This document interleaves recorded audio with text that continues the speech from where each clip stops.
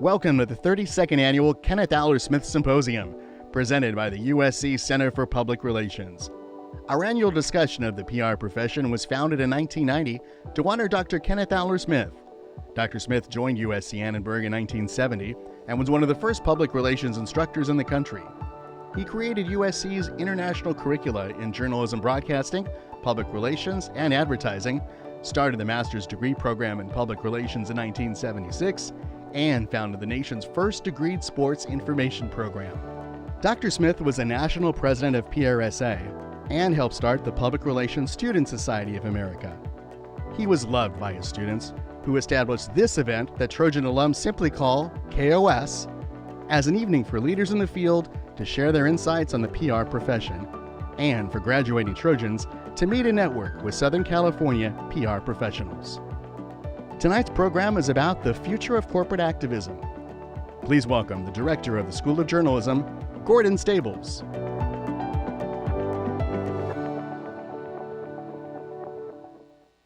Thanks, everyone, and welcome to the KOS Symposium, as you heard. And on behalf of the faculty, staff, and students of the Annenberg School for Journalism and Communication, it's an absolute pleasure to have everyone here tonight.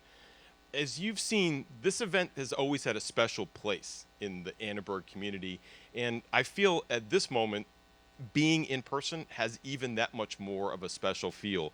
I know that we have a large audience of folks joining us on the live stream, so I'm trying to be good and making sure everything's into the microphone. But there's a real joy of looking around this room and seeing so many folks that are gathered here today, because it's this convening that really derives and reminds us so much of what a research university can and should be.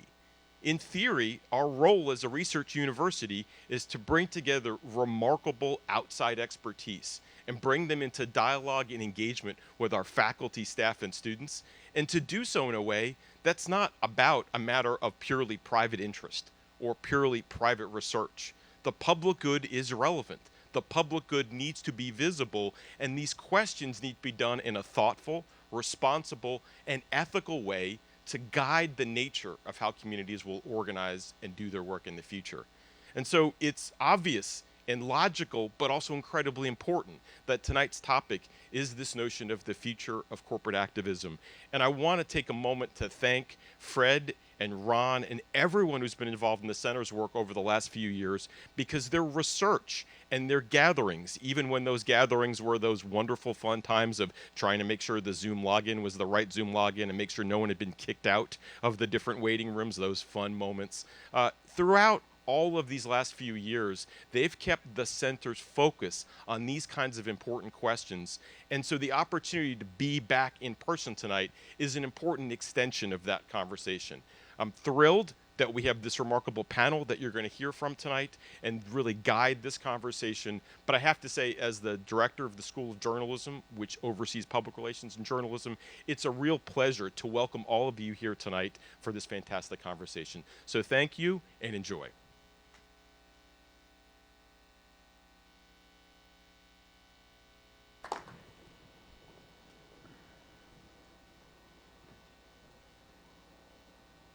Hi, everybody. It is great to see all of you. Before we start, I have a very important announcement to make. This t-shirt is now available at the bookstore, just as of today. Where's Ron? Ron, how much does it cost? I don't know. It's probably not that much. But I encourage you all to buy one. The funds go to the Center for Public Relations. Thank you all for coming. It's really amazing that we are doing this in person. I'm so happy about that.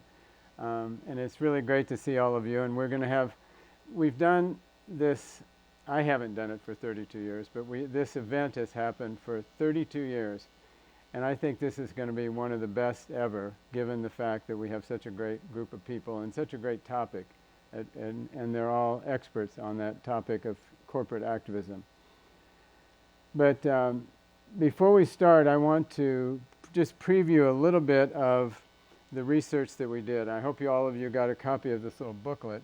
This was just printed yesterday, and we've been working on it for a number of months. And we've done this We do a research of the public relations, a survey of the public relations industry every year, and we call it our Corporate Communications Report. And the first time we did it, when I was first here, Kirk Stewart, who's with us here tonight, and Kirk is the creator of the Kenneth Owler Smith Symposium, right, Kirk? One of. But he was, that was a long time ago.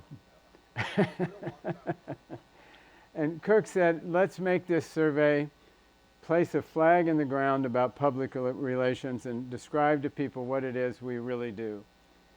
And we've done a survey every year. We've done it about technology, about ethics, about media, about marketing.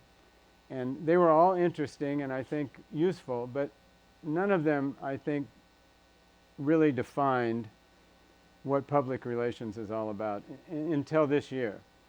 And I think that the forces that we have seen with the pandemic that brought us communications to the front lines of corporate America, the polarization which has made every topic controversial, and as these things have forces have forged a path, I think, for our industry that I think we're going to be on for a long time, and I want to talk about that a little bit tonight. And I'm going to share a few nuggets of the research. I'm not going to go through this page by page because we don't have time. But I want to talk about this idea of corporate activism and how it fits into our profession and into our jobs. First of all, and this is a survey of PR people from around the world, about 1,000, and we asked them in the big picture, what are the biggest risks facing your companies today? And there's a lot of normal things on this list like climate change, inflation, but what's new is this idea of societal discord and political instability. These are things that we're experiencing now in this fractured world we live in, and they become real risks to the corporate America. We also ask, do you think polarization is a problem? And 3/4 of the people we surveyed said, yes, it was either a big problem or a moderate problem. So this is something that we're all dealing with in public relations, this idea of this divided country. And it's not just in the United States, it's in lots of countries around the world. And we asked them, why is polarization a problem? And they said it alienates their customers, it can alienate their employees, and it makes it difficult to communicate on important topics. But most of all, people said it's bad for our country, and so it's bad for my company. And I think that we all agree that this is not an ideal situation that we're living in right now. And the question is, what can we do about it? So who's responsible for creating this conflict? The public relations industry thinks it's, first of all, partisan media outlets, politicians, and to some degree social media platforms. We asked them whether they thought polarization was created by the left or by the right. And most people thought it was both. And that's what our polarization index indicated also, that both sides, both left and right, contribute to this idea of polarization. And when we said what partisan media outlets are the ones that are causing polarization the most, they said Fox News. No surprise. But there are a lot of other people on this list too. And what we're realizing is polarization doesn't exist just because people disagree with one another. It exists because partisan media outlets, politicians, political strategists benefit from having this conflict in our country because it creates ratings, it gets votes, it's good for fundraising.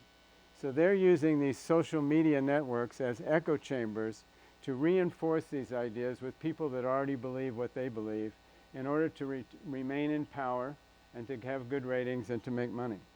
So partially that is why it's become such a persistent problem that doesn't seem to go away. And they also, when we ask about which social networks, they said it was Facebook.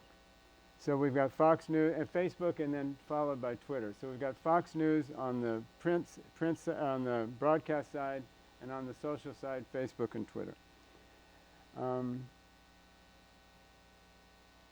But the interesting thing is, despite all of the permanence and the toxicity of the polarization, 85% of the people we surveyed thought that business could help solve this problem. And interesting, 96% of the students we surveyed felt the same way. So there's a definite belief and optimism that business can help with this situation that we're in. Why do people think that business can help? Because, first of all, there's a powerful platforms. Business have a megaphone to speak from. People pay attention to them. The bigger the brand, the louder they can speak. That's one thing. Secondly, they have a vested interest in having a harmonious society. In a fractured society, it's not good for business.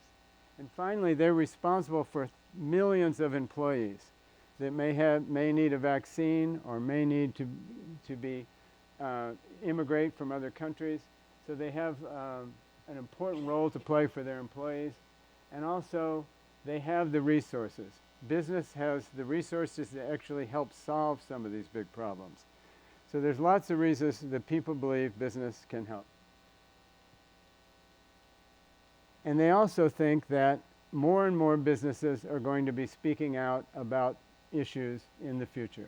85% believe that that's going to continue to be a topic that companies are going to engage with, over the next few years.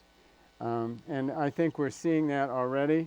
And we're going to talk to some of our panelists who have been doing this for a long time to get their perspective on that. And so the question is, why? Why is activism growing? Why do businesses feel the need to speak out on these controversial topics? And there are many reasons. One is to enhance their brand. There is a belief that you can build your brand by being an activist company and speaking out on things that people care about. It also is a way to attract talent because you're demonstrating your values, and people that share those values will want to work for you, or if they're already working for you, they'll want to stay there. But most of all, PR people thought this is the right thing to do. It aligns with our values, we're committed to change, and it's the right thing to do. As you can see, it's not about selling more stuff. It's about doing the right thing. And interestingly, PR leads this conversation. Every aspect of social marketing, cause-related marketing, and communication of purpose is really a function of the PR industry. If you watch the Academy Awards, in my class, in my branding class, we all watch not the Academy Awards, the Super Bowl, all the ads in the Super Bowl. There wasn't a single ad in that lot that was about purpose. This is not a function for advertising to tackle. The topics are too complex, and they're too controversial and too nuanced. This is something that is right in the heart of what public relations is all about. From social media to employee communications to website speaking opportunities, this is something that I think is going to be the future of our industry. And we see that in the report and how it's impacting people's jobs. 93% of the people we surveyed said they are spending more time dealing with societal issues than they used to. And a lot of these are companies that don't engage as activist companies, but they're still dealing with these issues more than ever before. On an average, 43% more of their time on social issues over the past 5 years. And in the future, it's going to be even more. So this is becoming our jobs. And for those of you that started in public relations as long ago as I did, it wasn't part of the mix. We were dealing with media, we were dealing with announcements, we were dealing with that sort of thing. We never had to be conscious of all of the kinds of issues that we have to know about today. So this is becoming a huge part of our job, and it's having an impact. The demands are increasing across the board from employees, from consumers, from activist groups. And one of the questions we were talking about with the panel just a little while ago, maybe Will will address this in a minute, is how do you decide how many issues a company can take on? And then in that context, what issues should a company take on? We ask people, and this is sort of, they congregate around the idea of 3. Some believe unlimited amount, but every PR person has to decide that for their organization, because there are plenty of issues to talk about, and the next slide illustrates some of those. Most people are comfortable talking about racial equity. Diversity is a very big issue in the public relations industry right now, and for most companies, and that seems to be the one that people are most anxious to take on. Some like this, which are in the blue, are very controversial in the polarization index. Police reform, immigration, and I don't think we have another page, but abortion falls into that same category. These are topics that are very controversial, but companies are not anxious to talk about. So which issues do you tackle? How do you decide at the beginning of the year or which issues you're going to invest your time and energy into? And then what if something comes up like the Ukraine war?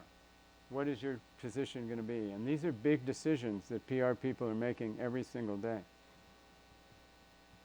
And the benefits are building.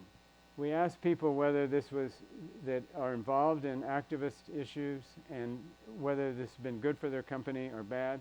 And for the most part, it has enhanced their brand reputation.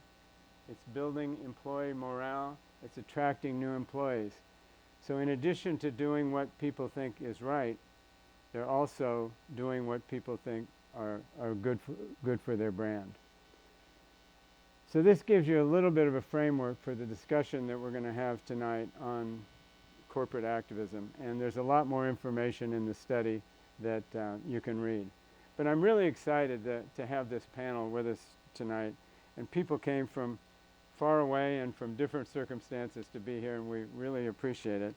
And I'm also excited that instead of me moderating this panel, we have a really good moderator, and that's Willow Bay, our dean. So I'm going to invite them up. If you guys would all please come up to the stage. And I'm also excited that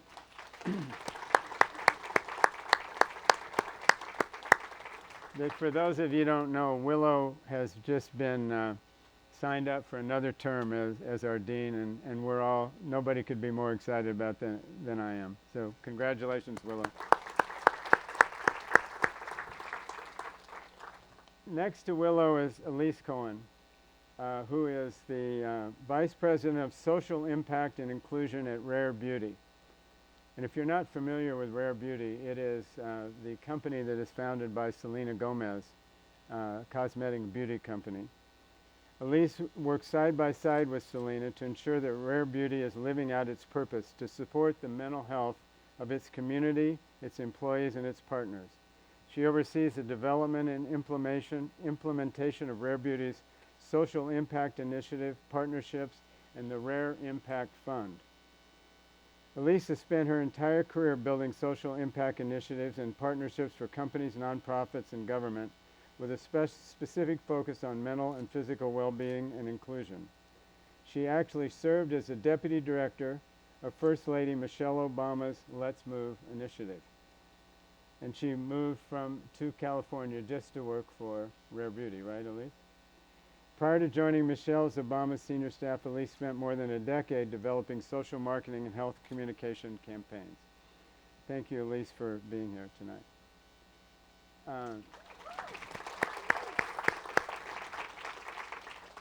Sitting next to Elise is Dominic Carr.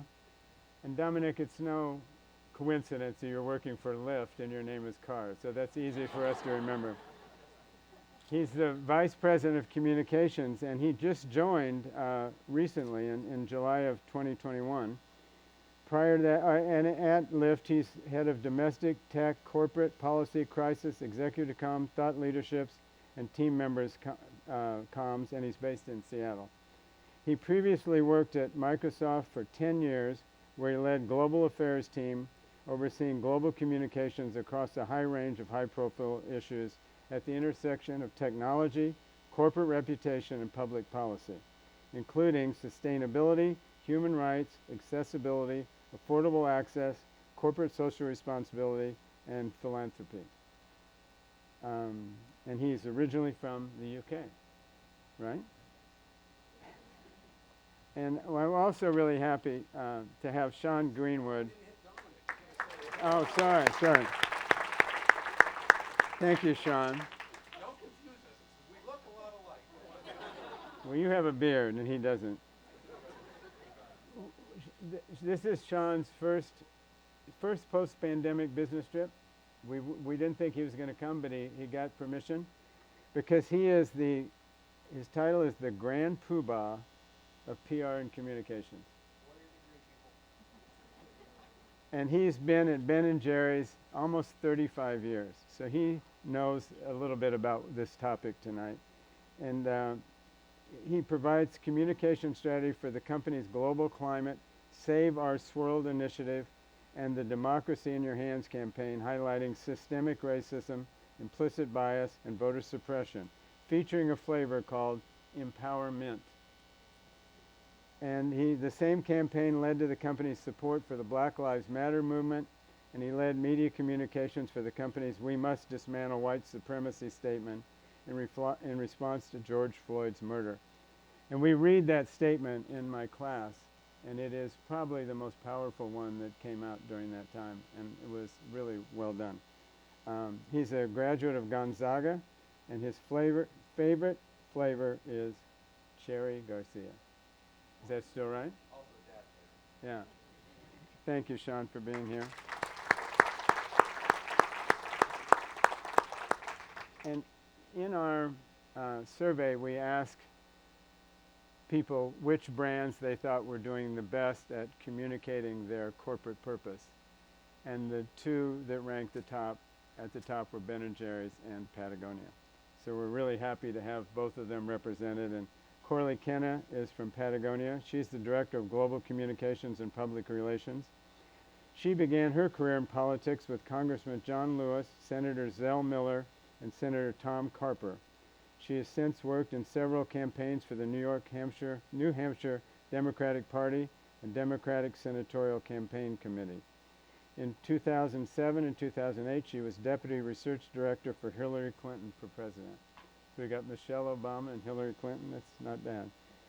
During the Obama administration, she served as Senior Advisor in the U.S. State Department's Office of Public Diplomacy and Public Affairs. And she used to work at Ralph Lauren as the Senior Vice President of Public Affairs and Corporate Communication. Thank you, Corley, for being here. And so it's all yours, Willow. Check on our folks online just to make sure that the audio levels are good for them, and just give a holler if you see that they're not. Thank you.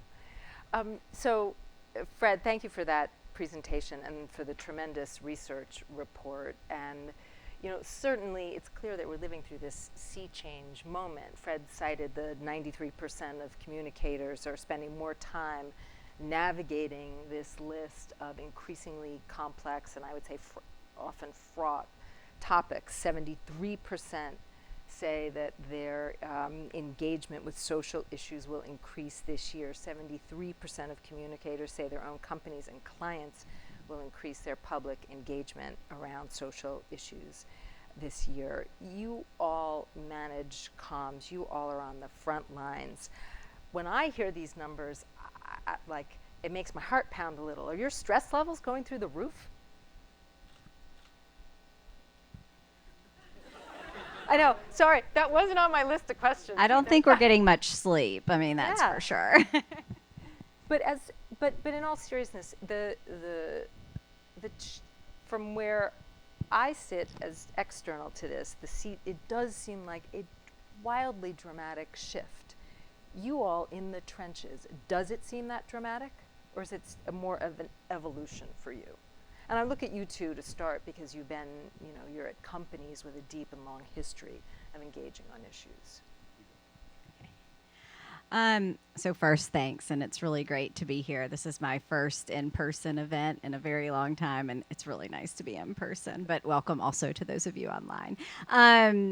So I think without a doubt, it is more complicated to engage on these issues right now, and for sure there is more of a demand for it. And I think at a company like Patagonia, we've always had really high expectations for ourselves, and those have really only increased given how polarized this country is right now, and how so many issues that used to be not at all political or polarizing are very much so today. And so all of that complicates how we talk about these issues and when we talk about them.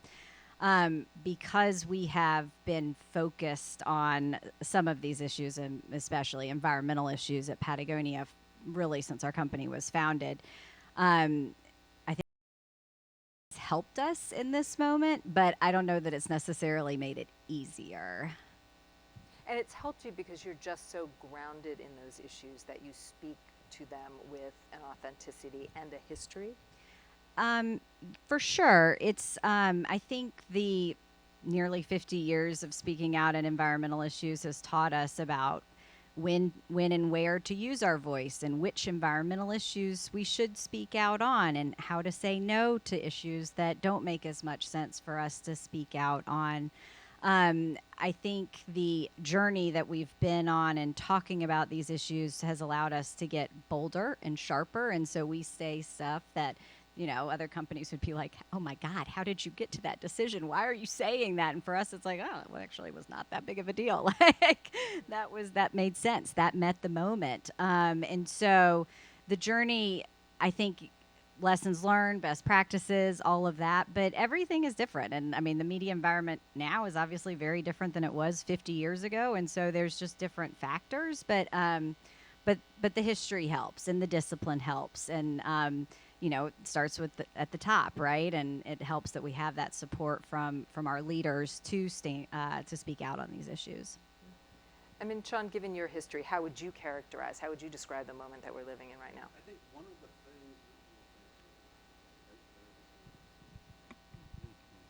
Wait, there was a button. Good.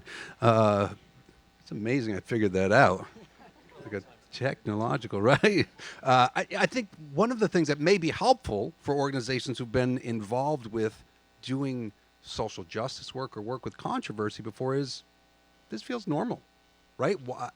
It's true, things have changed. There's more controversy. There's more polarizing things going on in the world. The world's still on fire with the pandemic. But when you get used to taking a stance on a controversial issue, you're used to people emailing you, right? I think when we took a stance when Vermont legalized same-sex marriage, and we took our anybody ever have Chubby Hubby ice cream before? We took that out and renamed it Hubby Hubby ice cream, and set up in the there's only 2 cities in Vermont that have more than like 40,000 people. So we set up in those 2 cities the day that the law took effect to say to people, we want to support this law. Right? And we didn't put anything on the shelf. We didn't sell anything. It wasn't a marketing thing. We did it because we believed in that, and we wanted to show our support for it. You know, my name's on the press release, so I get 2,000 or 3,000 emails from that.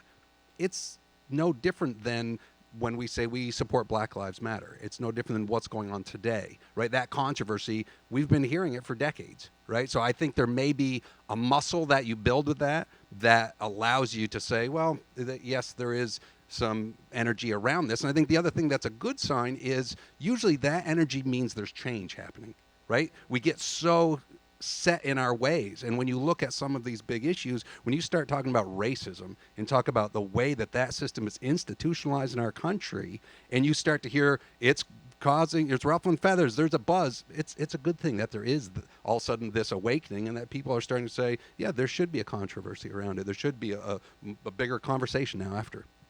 Dominic, you I was going to say, I think there are 2 things that maybe have changed for some people. I think one is, I think more companies probably following your lead have gotten comfortable with being on one side of the issue, whereas I think for a lot of time companies look for the middle ground, how not to offend people. And I think the more the issues come up, the more frequent they are, the more intense they are, the more you get comfortable taking a position. And for some companies it comes naturally, for other companies maybe not so much. But I think even those companies who are a little hesitant early on realize there's just so many issues coming down. Would you go so far as to say it's a requirement Yes. for a leader today? It is. Yes. I think do you so. all agree that? I think so. I think so. And I would say that in the past, these were issues that we often deferred to other segments of the population, other stakeholders to step in on. Was it a government issue? Are there nonprofits focused on this issue? And that's been the transformational shift that we've seen, is that the private sector and companies have a voice, they make an impact, and they should step into these issues. And I think one of the big challenges is there is no roadmap. There's no roadmap. It's the one area that's both controversial with no guidelines for any of us, and there's risk to take on all of it, and there's no way that all of our teams have experts in each of these issues. So it's really when we think about it, it's, are we adding something substantial to the conversation? Does it intersect with our values and with the main issues that we focus on, is a lot of what we think about. Are there also issues and ways that we can make an impact that might be internal and quiet? Do we always have to do something that's public, or maybe we actually can make change on the inside? Is that is that contributions we're making? Is that conversations we're having with our employees? We don't just have to make a statement to make a statement, but we actually can make change often without doing that. So we think about that a lot as well. So, in the survey, the communicators said that companies should engage with issues when it aligns around their values. Who should be involved in making the call about what issues align with the values? Top down, bottom up? I think there's one piece of good news for everybody in this room, which is I think this environment has elevated the role of the communications team. Yes. I think you see more and more people reporting directly into a CEO or sitting on leadership teams, and I think that's all a function of CEOs trying to navigate this environment and wondering who they can look to for advice and support. So I think it makes life interesting and busy and hectic and stressful, but it's elevated the profession, I think, in an important way. I think fundamentally you have to listen to your stakeholders, but it's ultimately a leadership decision, and that if you really are going to take controversial points of view on things and you're going to do things rather than just say things, that's about resource allocation and commitment and following through on things. And so I think fundamentally it doesn't work to delegate it to the entire organization. You can listen to people, you can take feedback, but you fundamentally need leaders to lead. And how important is whether it's your founder's voice or your CEO's voice, how important is it to take on an issue with with a very specific voice? You mean with a person or? A person, a company, a brand, but a distinct voice, as opposed to, what in the past we would have considered a more neutral or more corporate voice. Yeah, I think the issues call for clarity and authority and authenticity, and so whether it's in the name of the company or in the name of the leader, the way you talk about these things have to feel human and real and authentic. And I think to everyone's point of view, what we've always tried to say, this is true at Microsoft when I was there, it's true at Lyft now, which is, what are the things we can actually do something about, as opposed to just say something about? When can we make a difference by being first, because we're going to help, people feel confident in stepping into a difficult issue? What is it where we're just a supporter and where it's okay to be in the pack, supporting the team, the company that's out front? But I think we generally use our leaders to signal importance and authority. But I think maybe just as important is the tone and the way you talk about things. And when you acknowledge you're not the expert on an issue, but you are going to try and work with the experts and bring people along. So that's, I think, what we've learned is this sense of being real and authentic and demonstrating that you are doing things. And how do you navigate the deciding what issue? Does it have to be grounded in values, or can it just be opportunistic in a response to the news? And I say opportunistic not in a negative sense, but in a here it is right in front of us. Yeah, I think both. I don't know that it needs to be one or the other. And I think companies should know their values. They should know what their priorities are. And I agree with Dominic. I think all that's in this report and the opportunity for us as a society to address these issues we can play a big role as communicators in that. Our functions were built to be nimble, and most of the other parts of our company were not. And so there is a real opportunity there. But I think, so, you know, for us at Patagonia, when we kind of think about, okay, are we going to lead on this issue? It's because we have a lot of history. We're credible there. We're going to be additive to advancing this climate issue or whatever it is. But we do our best work, I think, when we are taking advantage in the moment. We haven't planned for it, but all of a sudden, Give us an example. the cards are right. Sure. So we decided a couple of years ago, there was a campaign, Stop Hate for Profit, and they asked companies to stop advertising on Facebook and Instagram. And we joined that campaign, turned off advertising. And it felt right. We stuck with it for a year. Last year, y'all might remember, a former Facebook employee was on a lot of, like, she was on 60 Minutes, she was on Capitol Hill, and she was telling the world, when I was at Facebook, they knew how to stop the spread of information. They know how to, you know, end hate groups online and perpetuating these conspiracy theories and so forth. And we were like, you know what? This would be a really good time to remind the world that we're going to stick with this commitment to stop advertising on Facebook and Instagram. And so we put out a statement that we wrote then, and it turned into a huge thing. And it was a timing thing, but we had been thinking about it for a while. We had been having meetings. Is this working for us? All of that. It felt very value aligned, and absolutely. And, you know, it just was like a great moment. And so it was very opportunistic, but at the same time, it was like, we could take advantage of that opportunity because we had been thinking about it. I wonder if there's another dimension beyond values too, which some people think about, which is what are we uniquely qualified to work on? Like what are we? So, you know, Microsoft, it was technology issues, to state the obvious, but at Lyft, it's transportation. Turns out transportation affects all sorts of social mobility. Can you get to the doctors? Can you get to a job? Can you get to the grocery store in some neighborhoods? And so there are all these kind of social issues tied to transportation. But when we look at the issues we work on, we tend to think, lots of other companies can do other things, but we can do transportation. So what are the issues that we're going to work on that we have some kind of expertise in? And so I think that forms the core of your kind of strategic plan. But then to Corley's point, I think you absolutely have to be able to respond to the world around you. Sometimes that's opportunistic, and sometimes it's just the world demands every company respond. So you look at George Floyd and the aftermath there. The world expected every company to do something in that context. On other issues, they're okay if some companies do things and not others. But I think there's this model that it's values for sure, but it's also what are the topics on which we are uniquely qualified to do something that maybe another company is not qualified to do as well. Does that make sense? Yep. Go ahead. Oh, I was just going to say, and I would add to that, when we think about, and obviously I don't lead comms, I lead social impact and CSR, and but in order to build a good CSR and social impact program, it has to be about thinking about what your core assets as a brand are. So for us, we're constantly thinking about that.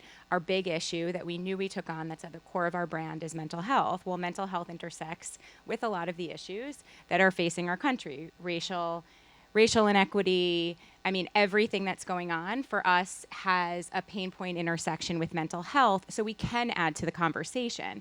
But to your point, if we're not a leader and we're not an expert, then we're going to be supportive and not be a leader, because then we're just adding fluff to the conversation just for the sake of it. And for us, especially as a 1.5-year-old brand, we're obviously a lot younger than all of you, a lot smaller. There's a lot at stake when you're growing a brand, and you're growing a brand in a pandemic. So we have to think so critically about everything we do. And for us, we are so directly connected to our community and our consumers. Community is the heart of our brand. And so we listen to them day in and day out to understand them as a person, as a customer, and as a community. And so we think about what do they care about and what do we care about. And so there's this balance of a much more diverse group of stakeholders now than I would argue there were years ago. It's employees, it's customers, it's community, it's all of that. Yeah, talk to me about employees, because, I mean, again, we talk about sea change. That has been just an extraordinary change in the role of employees and considerations of your talent brand, if you will. So how much of the work that you do, the activist work that you do, is shaped by, driven by, supported by, in a response to employees? I would say for us, almost equal. We want every employee to have a voice. There are often times that there's an issue in the news, and I hear from 30 employees asking, I mean, we're only 60, 65. You know, what are we doing? Are we making a statement? Are we doing something internally? So for us, it's just as important for us to listen to our employees, every single one of them, as it is to listen to our community. And sometimes we have that employee actually spearhead what it is that they care about. And that's been something that's been really helpful and valuable for us. Again, we're small. So we're nimble, which is different than as you continue to grow. But again, the risk is always there. And so we have to balance our brand and also our founder, who has, of course, a tremendous influence, heart, passion, and reach as well. You were nodding. Yeah, well, I would say same for us. I mean, we at Patagonia, we think of our community, certainly includes our employees. It includes the activists that we work with. It includes our customers and our founder and board in terms of like decision making in that sense for community. And absolutely, I mean, I think same as what Elise was saying. Like, if my colleagues are saying, "Where are we on this issue?" we might not turn it into a brand campaign, but we are looking into how could we support, the groups that are trying to advance this issue. And so they're not necessarily dictating what we say or how we say it, but for sure they're playing a role in if we should be joining in on that issue. I wonder if it goes back to your question 2 questions ago when you talk about leadership being so important, which it absolutely is.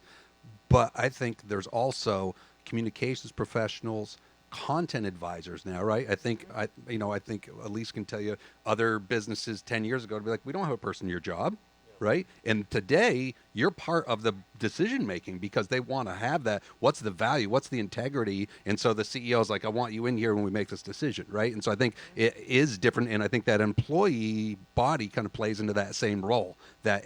Because I think you're saying you might have an employee who suggests something that you may not make a campaign, but you may make it a campaign, right? You may go, boy, that's right on, that's us, exactly, yes, we're moving forward. So I think it has, I think the environment we're in now, it's not just top down. It has to be the bottom up, so it can't just be a CEO going, go make this happen. I think those days are gone.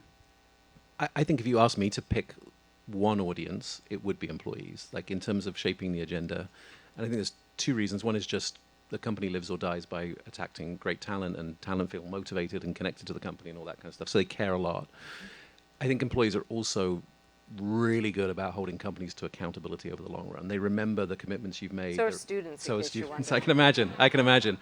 But there's an inbuilt accountability mechanism that I think is super powerful, and you keep showing employees are the first to say, "Hey, we made that announcement 6 months ago. What have we done in the last 6 months?" Like those things come up in all hands and CEO AMAs. So I think that's important. And then I think the other thing is that with employees, I think for leaders who maybe are doubting the importance of this work, sometimes the easiest way to explain the tangible value to them is the impact on employees. They get recruitment, they get retention, they feel the pain of recruitment and retention in a way that they don't so much show, our reputation will be better. Certainly feel the pain when they get it wrong. They get it wrong. Companies have done, as you well know, very visibly. Yes. So I think I'm not saying it's the only audience by any stretch of the imagination, but if you forced us to pick, I would pick employees as one of the primary drivers of the company's work because of this accountability and persuasion piece. So I picked out some examples of issues that you all have acted on behalf of, and I would just love if we could go through a couple and you could maybe drill down. And Sean, I'll start with you. Fred mentioned your activist work and your ice cream flavor, of course, empowerment, but particularly the statement that you crafted, which is truly a remarkable one, and now, of course, embedded into our curriculum. Can you walk us through the crafting of that statement in particular? I mean, clearly you were well grounded in a history of engaging on the issue of systemic racism, but how did the statement come about? Who was in the room for it? How did you all think about it? Yeah, and I think the history is definitely the biggest piece of it, right? And we have a brilliant guy who is our global head of activism, Chris Miller, who actually drafted that first statement. That he just did an incredible job with it, and it was coming out of kind of that, after the murder of George Floyd, we're sitting around the office going, we've been doing this work for years now of, 3, 4, 5 years of trying to say, how do we use our business to call out these issues around inclusivity, around racism, around slavery, around our history that is just fraught with so much. If it's the stemming the school to prison pipeline, if it's Amendment 4 to establish people's voting again who've served a prison sentence, all of those things ladder up. And I think because of all of that work we did, it allowed us to be poised to be able to say those words. If we had said those same words without that work behind it, it would have been much more hollow, right? We all remember all these businesses at the time that would go out after the murder of George Floyd and would say something like, we stand with our black brothers and sisters at this time, right? And people were immediately calling them out online going, what are you doing? How do you stand with us? And it was different. It was a different thing than I think what we've seen before, because there was that challenge. And you would see people who, corporations would have the black square up, that it would be gone the next day, because they were saying, just like you hear everyone talking up here about being genuine and being authentic and taking a stance on these issues, that you have to have some skin in the game. When you don't, it's called out immediately. And I think that idea of us saying we've been doing this work, now here we are. So Chris wrote that statement. The process was basically coming out of a standing Friday activism meeting going, we feel helpless. Usually we use ice cream to go do stuff. This is not a time for ice cream. How do we kind of, try to approach this? And so Chris started working on that statement. And over the weekend, there was like 3, 4, 5 of us on this email thread that were just kicking it back and forth. There's like a few tweaks that we made to it. And by Monday morning, it was off to make sure the CEO signed off and our board of directors signed off on it to be able to say, this is, what we do. And then, for all of us, right, as PR people, right, we measure our worth in impressions and in quality. And that one statement we put out was basically 6 to 12 months worth of impressions for one statement, right? Like, so usually I have to work 12 months on chunks and swirls and every campaigns and other things. And here we are putting this one statement out that there was a buzz. It hit that nerve. And I think there was a couple reasons for that. The statement itself was powerful. It used stark language. It didn't candy coat things. It did not say the untimely death and passing of it was like, we used the word murder in there. We used frank language. And then we had actions that we called for saying this is what needs to be done. And I think that's why that statement resonated so much with people at the time. And it was a time, right, that social unrest, that feeling, you remember what it was like, and it was just like, find something to hold on to, and it felt like that statement helped to be able to be that for a lot of people. And have you gone back and revisited it? Often, and a huge part of it for us is the internal work that we're doing at our company, right? We are knee-deep in continuing to try to do better as a company, because we are not great at how do we have racial equity practiced throughout our organization. It's work we've been trying to focus on the last 4 or 5 years. And the same thing as we say, we're doing this work externally. So, we've got 4 work streams looking at our suppliers and our vendors and our KPIs that we set up and what's our work culture like. We've reviewed our work practices. We're working with more HBCUs, looking at how do we bring more people into our work stream, right? Because you need to, like we were talking before, this system is so deeply rooted. The things that you don't know that you don't know. It's amazing. We've been really fortunate to have some incredible partners, right? Ben & Jerry's is great at one thing, making ice cream. The rest of the stuff we learn. So we partner with these organizations that are experts in the field, whether it's Race Forward or Advancement Project or, those folks who are out there doing the real work. We bring and say, help us through this, help guide us. And some might say we're going to do this through the root cause analysis and get you to a certain level. And then the next group goes, all right, we're going to show you how to take this out to the street. And I think the difference of going out and asking how we can try to be impactful and what we learned from that, when we talk about the empowerment flavor, was saying, let's go out and we did a voting program. And I'll tell you, for a then 50-year-old white guy in Vermont at a mostly white company in a mostly white state, to hear stories from black people in North Carolina when we're down there saying, oh, voter suppression happens. And I'm like, how does that happen? It's 2016. Tell me. And they're like, well, this community has 100,000 white people. Y'all get 25 voting booths. You're there 15 minutes and you're out. Our community has 100,000 black people. We get 5 booths. I got to come down and stand in line for 6 hours to vote. And you're like, that's happening in our world today? It was amazing. It was eye-opening, a little embarrassing that I did not know about it personally. Our company did not know about some of that. So to add that to our kind of institutional knowledge and learning, we've been able to do that work and try to put ourselves in a place now where then when it was time to be able to speak, we could speak about it intelligently. Well, thank you. You've led me perfectly into my example, which is on, it was just Patagonia, really working to kind of galvanize folks around an issue of voting rights, and then upping the ante a little bit, right in the next go round. So, why don't you start with 2020 and why you took that on and why you issued a call to action for other businesses to get involved?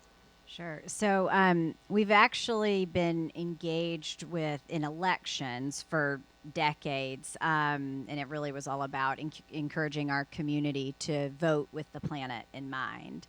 And it was in 2018, ahead of the midterm elections, and voter turnout was like going in the wrong direction, and midterms historically lower participation than in presidential years. And our then CEO was like, I'm pretty sure we could do something about this if we could model some good corporate behavior here. And if we're just going to close down. If I give everybody the day off on election day, that's closing all our stores, our distribution center, and our headquarters. And we'll just give people the day off and make sure they have time that they need to go vote. Because one excuse you hear about why people don't vote is because they don't have enough time. And so we'll just take that excuse off the table. And so we wrote a little piece, I think, for LinkedIn about it. And a couple of companies reached out right away, and they were like, we're in. We'll do this too. And so I was like, gosh, maybe we could get like 25 companies to join us by election day. And so I'm calling around to some of my friends who my role at other companies, and we got 25. We had 400 by the 2018 midterm elections. We felt pretty good about that. And so we said, for 2020, let's try to do 1,000 companies and see where we get. And there were lots of other challenges about voting in 2020 because of the pandemic. And so we really went after this goal, and we had nearly 2,000 by election day. And of course, we saw some of the highest voter turnout in like 100 plus years. And so we felt really good about that. I thought we were going to be able to pivot the whole movement into something else because we had solved the voter apathy and voter turnout problem. We could take on something new. But then January 6th happened, and then 19 states passed laws making it harder for people to vote. And we are like, absolutely, we cannot back off this right now. And so our Time to Vote movement will continue on. But at Patagonia, we decided to double down, and we made $1 million contribution to Black Voters Matter and the New Georgia Project, because it was right after Georgia had passed their restrictive voting laws. And we have doubled down on encouraging federal legislation to get passed to address this problem. And we'll be doing a couple more things over the next few months, so stay tuned for more. But yeah, it's been quite a journey. And so were you at all concerned about what I think is sort of upping the ante, from moving from the relative safety of get out the vote to taking on federal legislation and then encouraging other businesses to join you in doing that? Yeah, not really at all. And I think part of that, and maybe this was naive, maybe just kind of choosing to look the other way here, but it was our belief that your ability to vote wasn't a partisan or political or polarizing issue, that it actually made a lot of sense that my neighbor should have the right to vote and I should have the right to vote, and that's what our country is supposed to be about. And so it didn't feel necessarily risky or political. And by the way, up until last year, the most significant voting rights bills have had bipartisan support. The most recent one was signed by George Bush. So these issues were not that way. They have gotten that way, and I think this is where, as we've been discussing, companies can fill in and help lead and take out that polarizing nature of some of these issues, and especially on this one where if you really ground it in, here's how we're doing this for our own employees. So it's not even necessarily some broader community activism play. It's just about, no, I'm a CEO. It's not about the politics. It's just about making sure my own employees have that right to vote. It really helps address the issue and kind of reduce any risk. Thinking more opportunistically, as Lyft did, or responsively.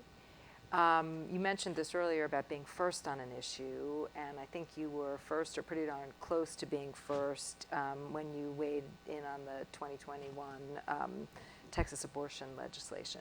Why did you take that on?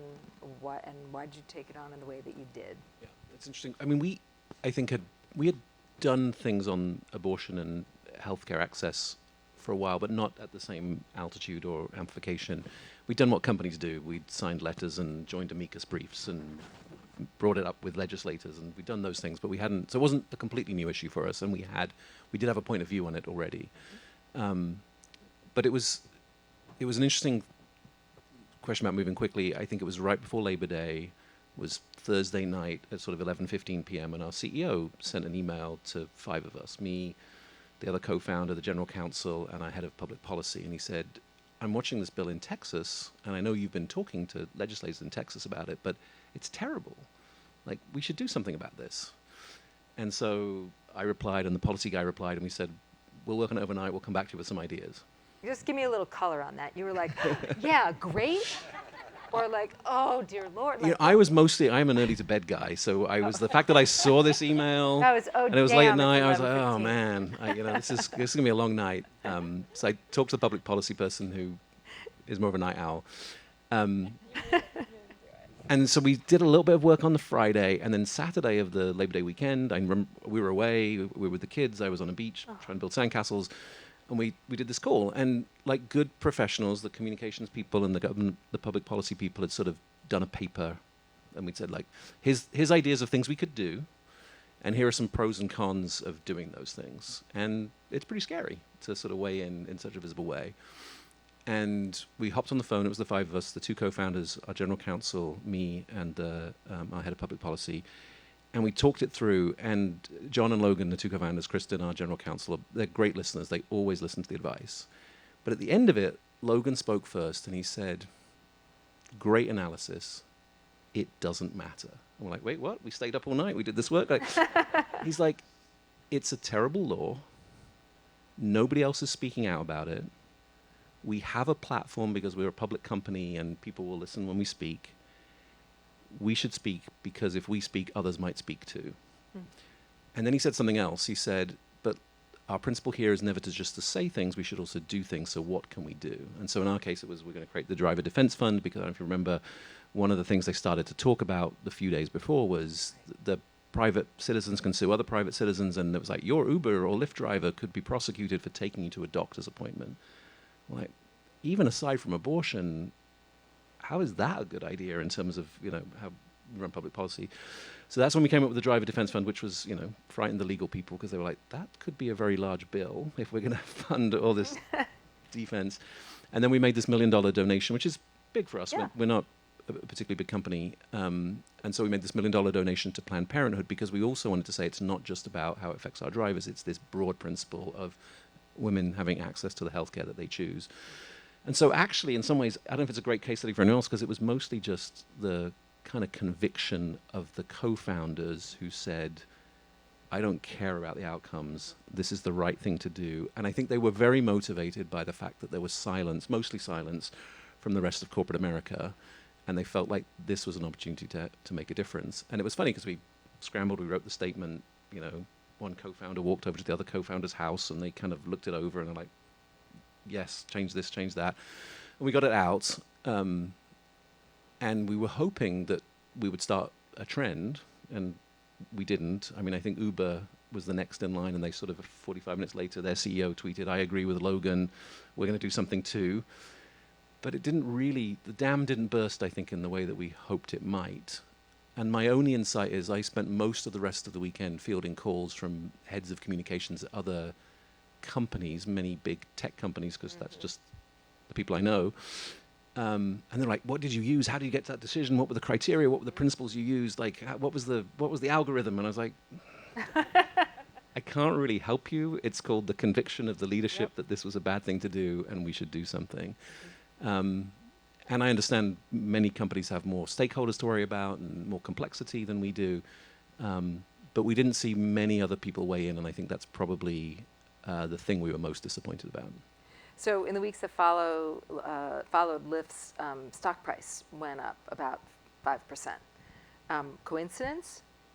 You know, this is probably an embarrassing thing to say. Until Fred said that this afternoon, I didn't know that. Oh.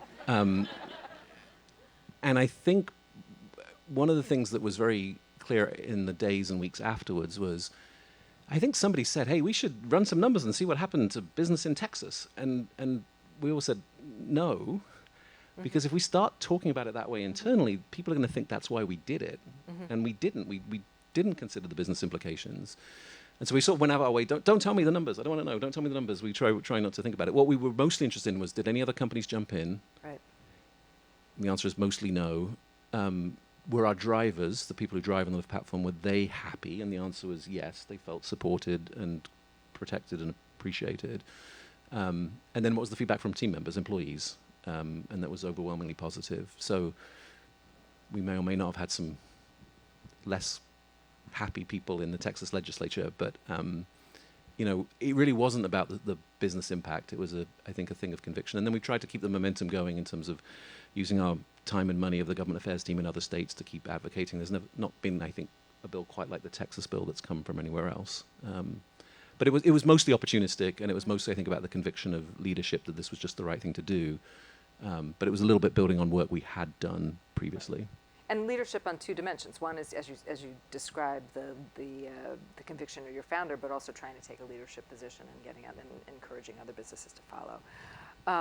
So Elise, I want to switch directions a little bit with you. You talked about how your close relationship with your customers and listening to your customers. I'm wondering if you can share with us a little bit about the ways in which building a brand based around an issue and creating content and how consumers engage with the content that you produce, how makeup tutorials sit alongside mental health and mental health awareness campaigns, if you will, and how do customers engage with that? Yeah, so when we all had a conversation, one of the things I think Willow is referring to is we have at times the mental health content that we share on social media, which we share mental health educational content every week on our social channels, which reaches just on Instagram alone more than 3 million. And then if it's something that our founder is also pushing out, she's got over 300 million followers. So the impact that we can make and the reach that we can have on an issue is often more than nonprofit experts that work on these issues day in and day out. And oftentimes that content is some of the most engaged with and commented content throughout a month. And so for us, that's obviously really showed us we have a unique value here. We are uniquely positioned to be educating our community about this topic. However, we also know we are not those experts. So similar to what Sean was saying earlier, I think one of the ways that companies can do this work well is by knowing what they are and are not good at. And when it's not an area of your expertise, but it's an issue that you're focused on, bring in those experts, partner with those experts. Don't enter a space and believe that you know everything about it, because there's a history of people that have been sitting in these seats working on these issues for years and years and years. And I think that's often where companies go wrong, is when they want to step in and be vocal on an issue or act like they're taking it on, but they're not open to knowing what they don't know. And so for us, our strategy from the very beginning was partner with mental health organizations. We built a Rare Beauty Mental Health Council. The council is comprised of mental health experts, folks in media, entertainment, the beauty industry, so that every single thing we do, we're doing with an expert who understands this issue even more than we do. We understand our audience. We know how to take that content and how to turn it into information that resonates and will reach the places that these partners actually want it to reach. So that's really been our strategy from the beginning. And of course, what's exciting is now we're a year and a half in, we can see what's resonating, what's not, what are the key themes that are bubbling up that our community wants to learn about. So a lot of times it's back to the basics. What's anxiety, what's depression, how do I talk to my parents, how do I talk to my teacher, how do I help a friend? And these are, not only were these issues before the pandemic, but now they have bubbled up to headlines. And so for us, it also was opportunistic too. However, we were always building the brand around mental health. It just so happened that it happened at a time when the issue was finally getting the attention that it needed. So for us, it was a win-win, and it did push us to double down on how we did it. And I think that's where the change happened when we heard from our community, when we obviously stayed on top of the news, and we realized we really, really have a unique value that we're bringing to this space right now. Have you found your companies thinking through content differently as a result of the contemporary use of whether you call it contextual commerce or content living alongside commerce? I'm just wondering. Yeah. Are you giving them advice on how to shape their content strategy? So we work side by side. So, and that's what's really incredible is that my position is so cross-functional.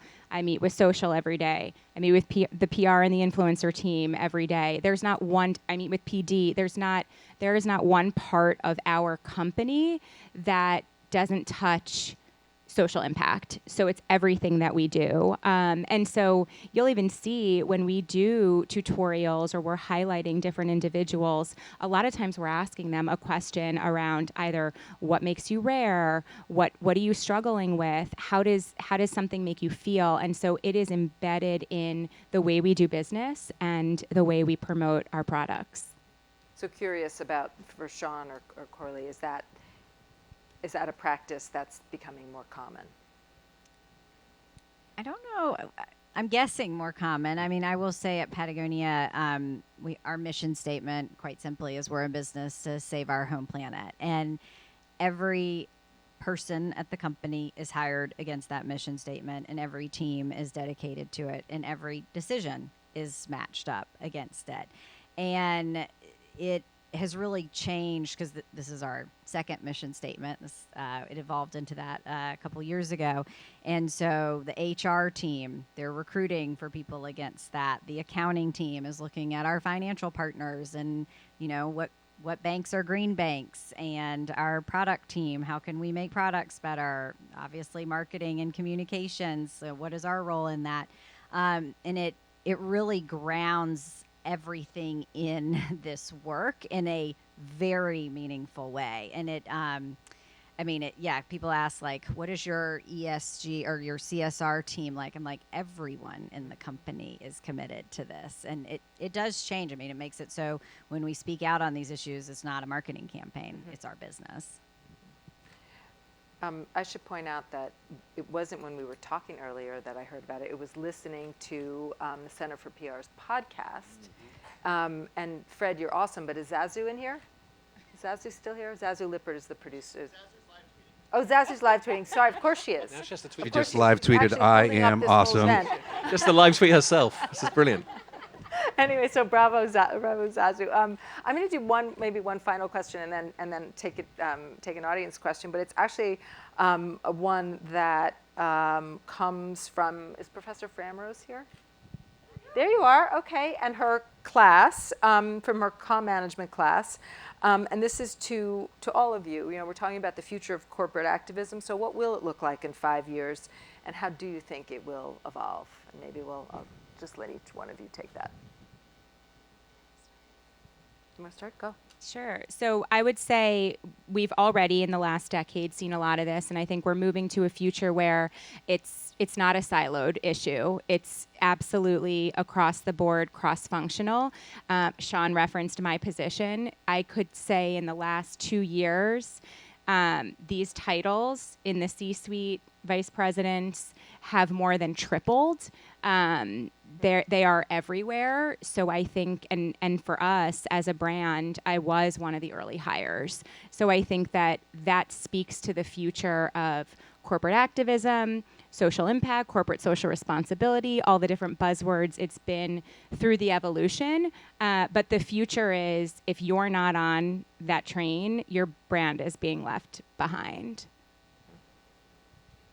I agree with all of that. I think it's going to be even more central than it was. I think the one other thing, maybe this is more of a hope than, or something I hope to see happen, is more around accountability for following through on the commitments people make. I think,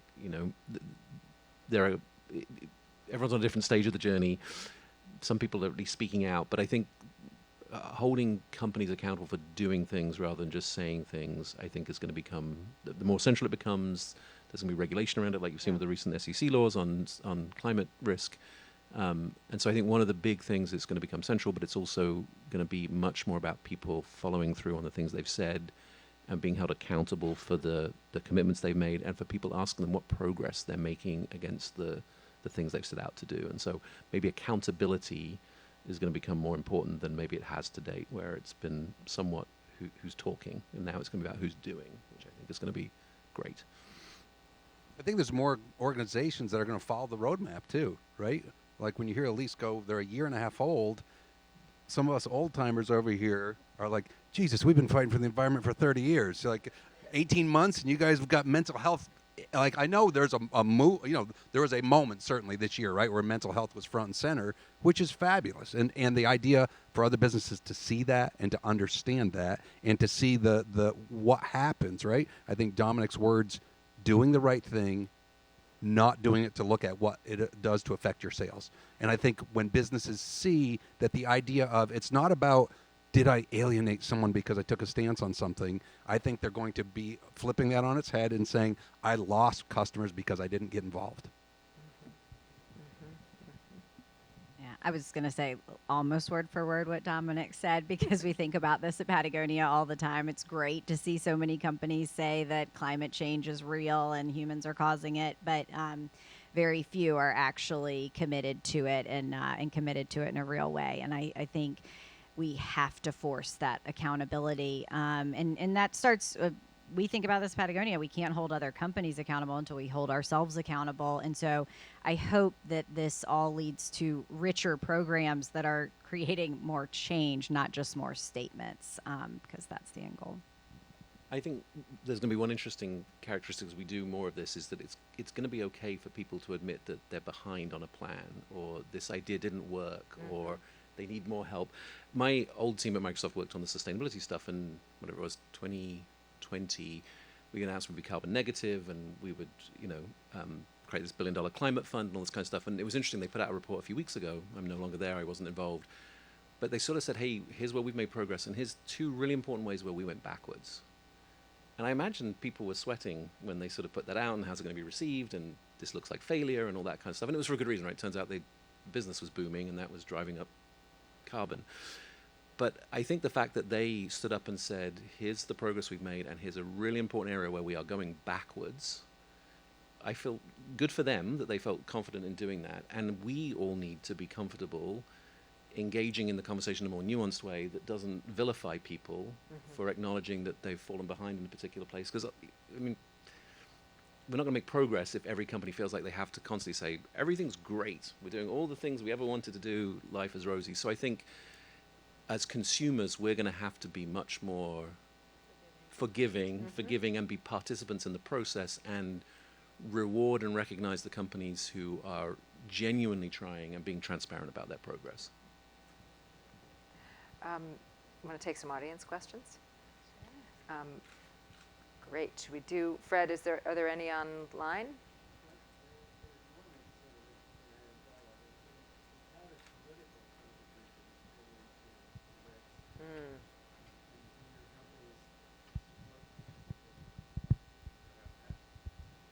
I can start. Gee, wonder how that came up. So Patagonia does not have a PAC, and so because companies can't contribute directly to candidates, so we don't do that. We did do something that no other company had ever done before, which was in 2018. We endorsed 2 candidates running for Senate, one senator from Nevada and another from Montana.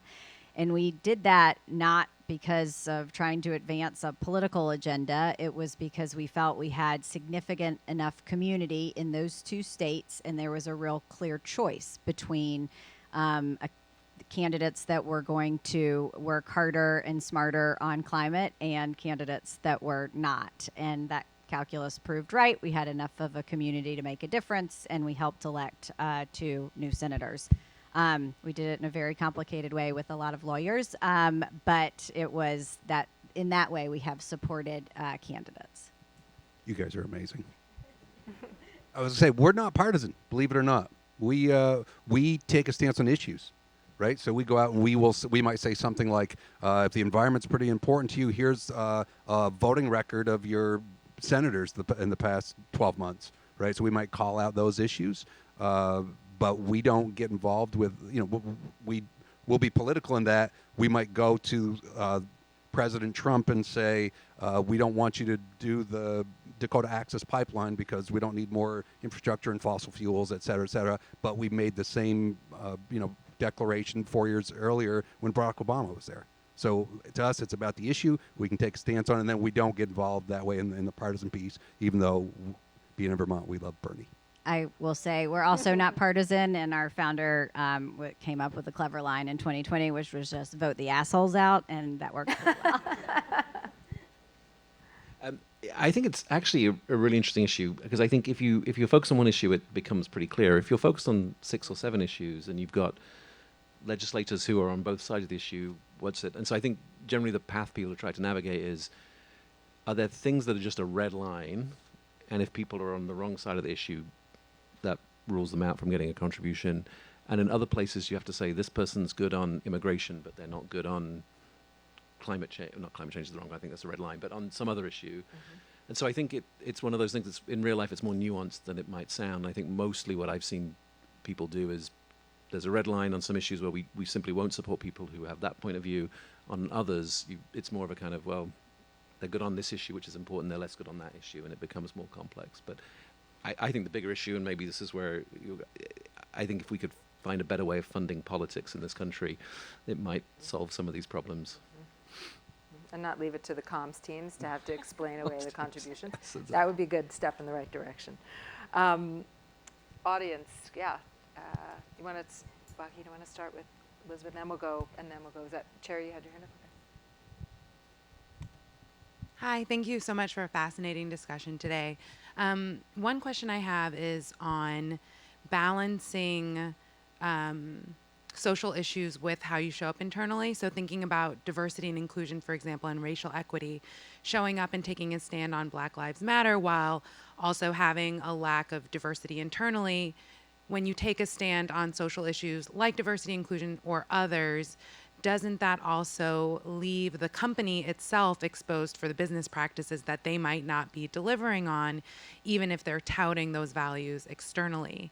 And how do you balance those two things? You know, in my own experience being at companies where we've touted value systems we haven't necessarily embodied internally, leaving the company exposed to being eviscerated for not delivering on that. I can jump in on when we started our work 6 years ago or so, we went into one of our board of directors. We have an independent board of directors that Ben and Jerry's reports to, and one of our board members said, "I'm going to tell you all as a black woman that fighting racism is not a black person's problem to solve. This is a people problem, and we need to have everybody be part of this." So you can continue to do the work, do the right thing externally, while you still struggle maybe with something that's going on internally, right? For us being in a, again, white state, I think Vermont's 5 or 6% people of color population. And for years we would say, well, we don't get a lot of people of color because of that. We don't have a HBCU here. And what we said is we need to look in the mirror and say, are you committed to doing the right thing or not? And so now the difference is looking at our hiring practices, being more inclusive, and try to make sure we have more people in the pipeline to be able to have, we're I think 12, 13% of the folks now. It looks more like our country in terms of having people of color in our office. this. So it's work that we've been undertaking, and we're not done, right? We haven't solved everything. Everything's not perfect. So I think part of that is the discussion you're hearing here from folks saying having that transparency, putting that out, right? We have a social and environmental assessment report we do every year in our business that's top to bottom. Everything, the laundry is there. And so people can get on and look. And I think what you're hearing from people, I think of an example for us when we committed to transitioning to all fair trade ingredients. We said, we're going to do this in 5 years. And one of the things, like Elise said earlier, when you're in this pioneering position, there's not often a roadmap to figure it out. And so sometimes what we do is we say, we're doing it because it's the right thing. We don't have the answer yet. We don't have the answer yet on how do we make our company the best in terms of being able to be more diverse, to be able to be a leader that way, but we're committed to it, and we're doing that work right now, right? And that, to me, is the difference, to be able to say you're walking the talk and be able to say we're doing the right thing to move this issue forward. I actually think you're absolutely right to raise the risk. I think one of the things that I've seen is it actually becomes an opportunity because smart leaders understand they can't say one thing and do another thing, but they want to say something.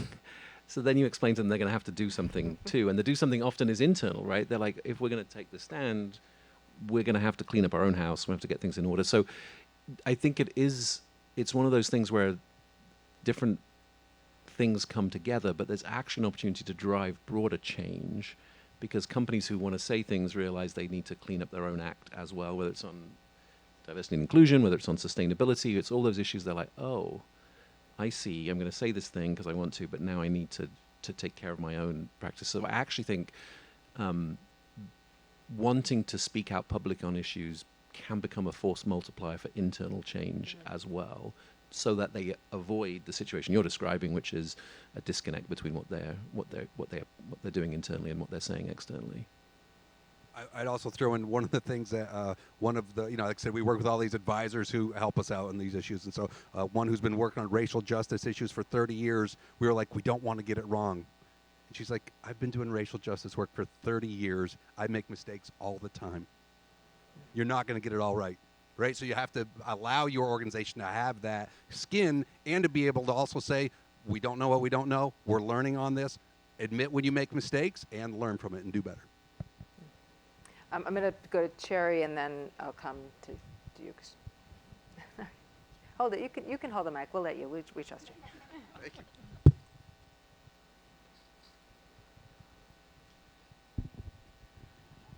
Thank you for the panelists for coming today. It's a real treat to be in a room with real humans for once. So my question is kind of tangent of what was asked before, where I think it's important to recognize the privilege that we have in this room where all four of you are working for companies that really value corporate activism. So I'm curious about any instances where there are internal pushbacks to issues that you would like to advocate for, or they're saying, well, we were dealing with, Black Lives Matter and all, a slew of things right now, so this is not a priority. How do you deal with that and really put this on your agenda? I mean, I would say for us, so no, in my year and a half since the company's been around, there actually hasn't been pushback. But what I will say that is just a fact in the nature of doing business and running a company and living in the times that we're living in, which is waking up to news every day that we didn't feel like we did decades ago, and we didn't feel the pressure to engage. So there will always be an issue.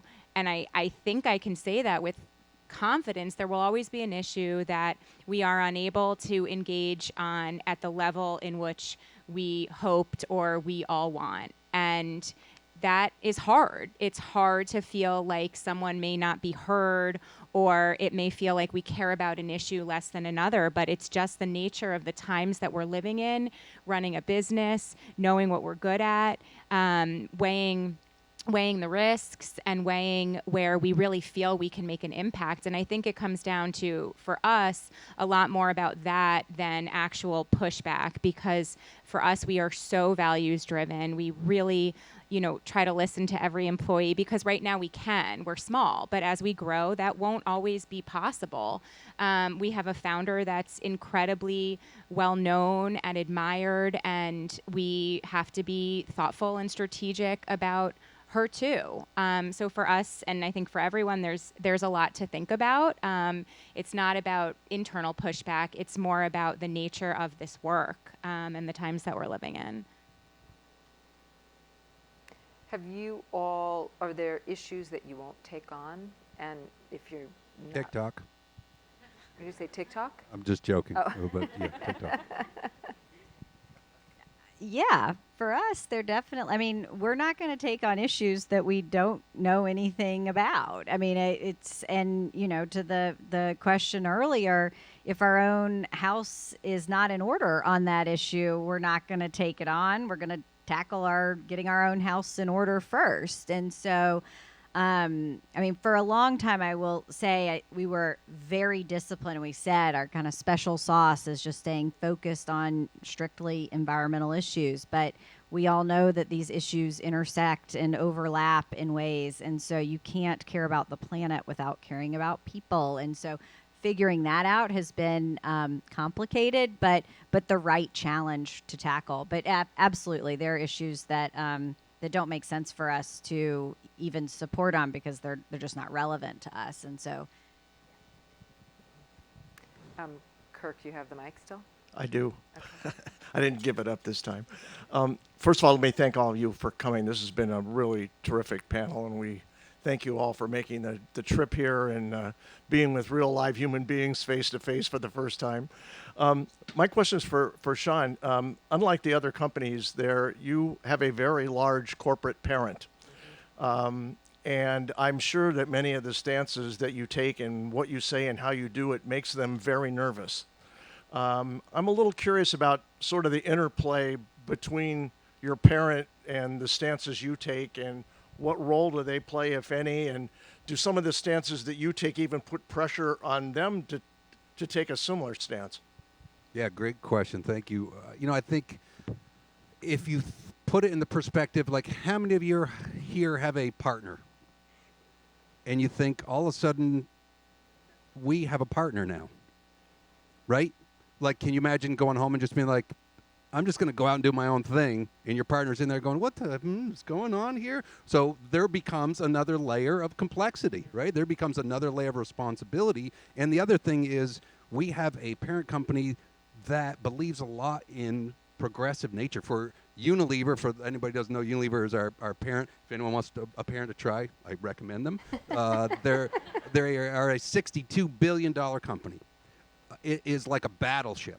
So we often refer to ourselves as the speedboat.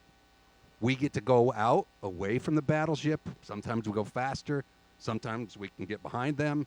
It depends on what the issue is, but it allows us to try to still stay true to our roots. The good thing for us when we negotiated, when Ben & Jerry's was being acquired, we negotiated, we're the only company that Unilever owns that has its own independent board of directors at Ben & Jerry's. So that board of directors is responsible for Ben & Jerry's brand equity and social mission. So that lasts in perpetuity with the company forever. So it's not the chance for Unilever to go, okay, now Ben & Jerry passed away. The co-founder's gone. That social mission's done. Doesn't matter. Doesn't matter who the board chair is. It's going to continue along Ben & Jerry's mission that way. So it allows us that chance to be able to activate on our values and do what we can. There's still give and take, right? There's definitely still times where we say, we're working on this, they're working on that. We try to have really graduated our relationship. 6-7 years ago, we were taking a campaign around GMOs out and saying, we believe people all want to know what's in their products. We're willing to say we wanted to transition out any GMOs. We didn't have any in our ice cream. We had in like 4 or 5 of the chunks that we use had GMOs in it. And so we were like, let's just say if we can't get it out, then we'll put a label on it. Unilever was totally different. They're like, no, we think it's a confusing issue. We think people don't understand it. People think it's all bad. So we don't want it. And we said, can we just agree to disagree that we each have our own respective missions and not let the media put you on the hook to go, okay, now I got you on the line, Ben & Jerry's guy. What do you think about Unilever? So we just said with our partners at Unilever, let's just say we both have a different opinion on this. The story stopped. It was no longer, oh my God, the little wild company that we own is going crazy, the crazy child there. And it wasn't us saying bad things about the parent company. And we've been using that recipe ever since. The other thing is, in the 20 plus years now that we've been, I'm like a longer Unilever guy now than Ben and Jerry's guy. And I still consider myself a Ben and Jerry's guy because we're trying to walk our talk and do our mission just like we did the whole time. And so when you look at that 20-year difference, when we were first acquired by Unilever, the executive who was in charge of Unilever said, this is going to make a great addition to our portfolio. We're going to make a lot of money off this. About 4 or 5 years ago, Unilever acquired another Vermont business, seventh generation, some of you might know, and what Unilever said publicly was, this is going to make a great addition to our values portfolio. The difference in 20 years, less than 20 years, for Unilever, whose leaders now, Alan Jope is the CEO, we can have this running joke at work saying, who's Ben, our co-founder, who's kind of always the one like really pushing the envelope and getting out the leading edge, or was it Alan Jope? Because they're so similar on such a scale now. So in terms of having a parent company, yeah, it's work. It's another layer, but they allow us to do, when you look at what we're doing, the things we're getting involved with, we still have an irreverent sense of humor. We still try to follow, that idea of having fun and doing what we believe in. It feels like we're paving the way as these pioneers. Maybe this is how you get acquired. Fred, just tell me, give me a sense of time. So we're going to do this question, but you can just. Okay, so I have a follow-up question to that one. For those of you who have a foundation, I love this analogy of the speedboat and the battleship. Do you think that can apply to what a foundation and social impact team stands up for versus issues that the corporate entity stands up for? I don't think any of you guys have. So we have a separate 501c3. It is not yet its own formal foundation. We have a fiscal sponsor, but it's called the Rare Impact Fund, and our social impact portfolio is called Rare Impact. So the fund is obviously a nonprofit.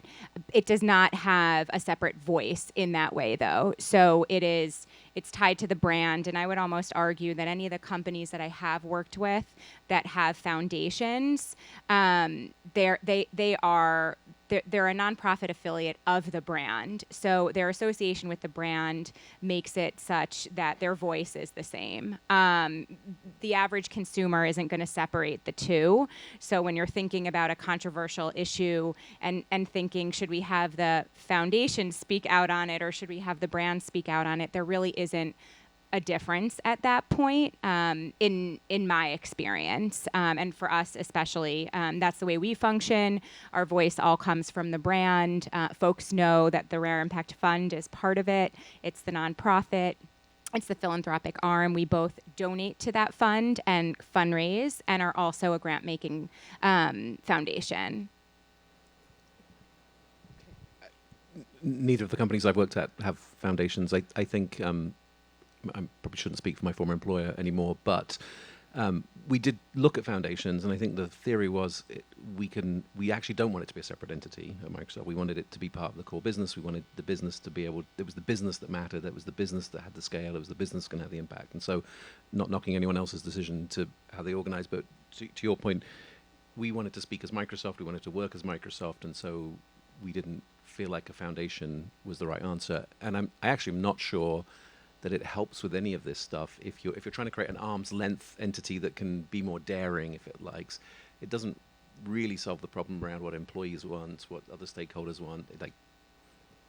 My personal opinion is it's not the right strategy if that's your intent, is to give you more separation, because actually what people are asking is, what's the company doing? Yeah, just real quick, I totally agree with that. And we don't have a foundation at Patagonia, but part of the sort of value proposition in buying our products is 1% of sales goes to 1% for the planet, which funds the grassroots organizations that we support and learn from, and really helps to create the activism and the work that we do on environmental issues. So it's all part of the same cycle. I think it wouldn't work to kind of keep it separate. And I think you wouldn't want that. Yeah, and to that point, typically in terms of structure, typically a person who's overseeing the corporate foundation is also overseeing social impact of the brand. So, for example, my role at Rare Beauty, someone's role who I know at Campbell Soup Foundation, Kind Snack. There's a bunch of examples of that. It typically is there, oftentimes, to help more with the ingoing and outgoing dollars. Exactly, the grant making more than the voice, the brand, the way that you're that you're a values-driven brand. It's more around the financial component and philanthropic dollars and how those flow when you want to be doing that. Great. We'll do that one more in the back. Hi. So it's in this digital age, there are like kind of multiple components when it comes to like these quote unquote opportunistic issues where society and audiences expect you to, have a stance on something and then deliver it in a timely manner and also be authentic about it. So when you're dealing with issues that you're not the leaders on or that you haven't, spent years talking about, how do you kind of deal with those 3 issues? I mean, quickly, for us, it's a lot about relying on the experts who are. So when the Texas abortion bill passed, we've had a longstanding relationship with the ACLU. So quickly kind of turning to them who are quick on that to say, okay, what should we be doing? What's the most important thing? And so it's listening to expert groups outside. And again, back to employees, listening to our colleagues who are most affected. So for us, when that bill passed, okay, we have stores in Texas. How are they thinking about this? Okay, that's going to factor into it. I think that's right. We had a similar experience when in 2016 when the travel ban, President Trump imposed the travel ban. I think 2 days after that, we realized we wanted to say something and do something and everything else. And the first call was, who can we call? Who knows about this issue? We're not immigration lawyers or anything like that. So we called the ACLU too, and amazingly enough, the ACLU said that 2 things would help. One is money, and so we wrote them $1 million check, and they sort of characterized that as being sort of the first big tranche of funding they got to pursue the litigation strategy that ultimately was successful.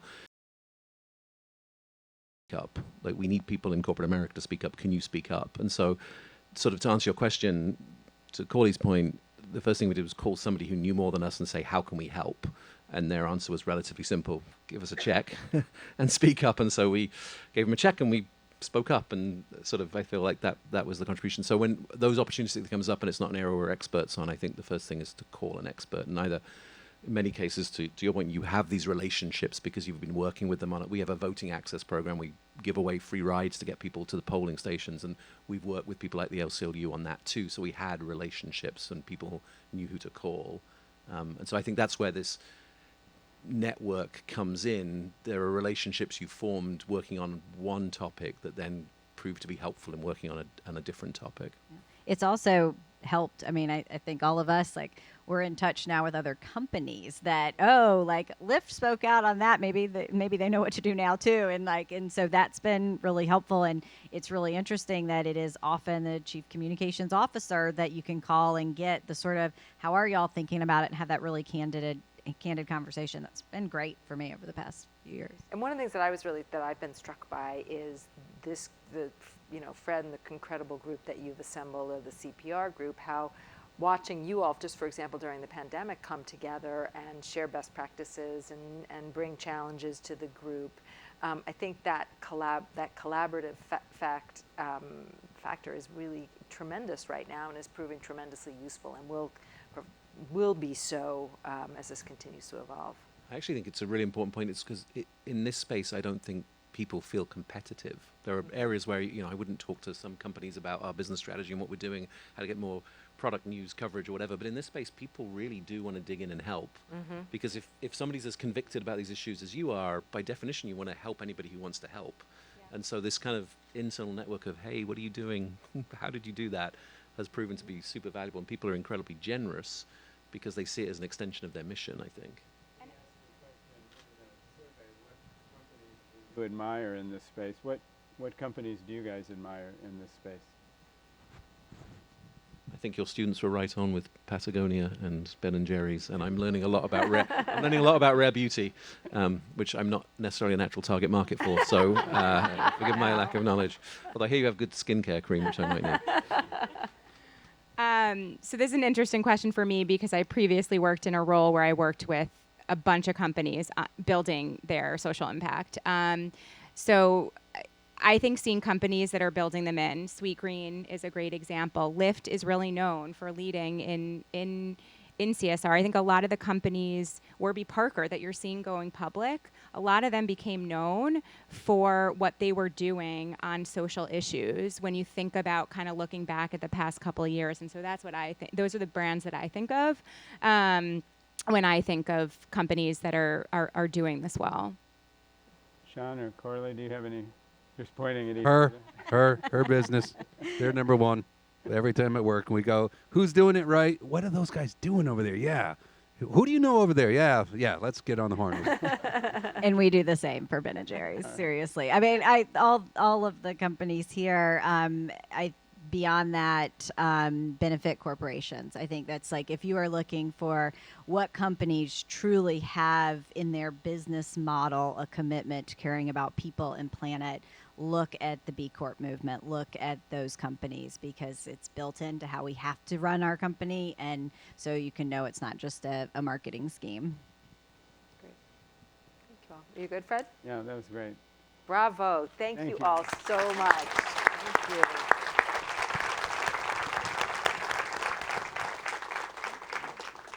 In honor of your contribution to it tonight, we have a T-shirt for each one of you. But yay! Thank you all very much. This is one of those. I'm just honored to have all of you on the stage. It's just so important to what we're doing here, and we just admire you for your courage and your bravery to do these things. And I hope everybody follows in your footsteps. So thanks again. Thank you. Thank you.